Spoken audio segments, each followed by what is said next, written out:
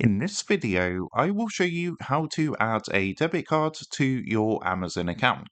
So let's jump straight into it. Now, in order to do this, the first thing you're going to want to do is open up the Amazon app on your device. Once you've opened up the app, what you want to do is come down to the toolbar at the bottom and press onto the person icon to be taken across to your account page. Next, what you want to do, if you look at the top, we've got some different options, like for example, orders, buy again, account, and list. So from here, you want to press onto account.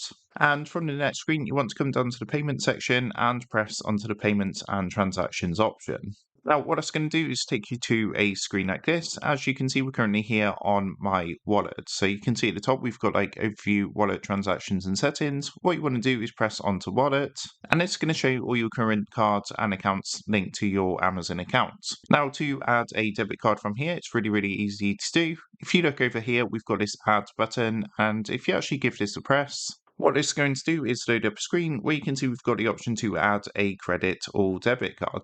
So all you need to do now is press onto this link. And what it's going to do is take you to a screen like this. From here, you've got two options. What you can do is scan your card. So if you come up to the top, it's going to open up your camera, and then it would simply scan your card details and add that to your Amazon account. Or alternatively, what you can do is just enter the details manually, such as the card name, card number, and the expiry date, and things like that.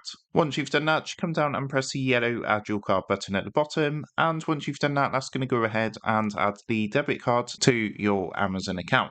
So that is how to add debit cards to Amazon account. With that being said, I hope this quick tutorial did help you out today. And if this did help you out, I would really appreciate it if you was to consider dropping down below the video, leaving a like, and also subscribing to the channel. With that being said, I just want to take a minute to thank you guys for watching this quick tutorial, and I will see you in the next video.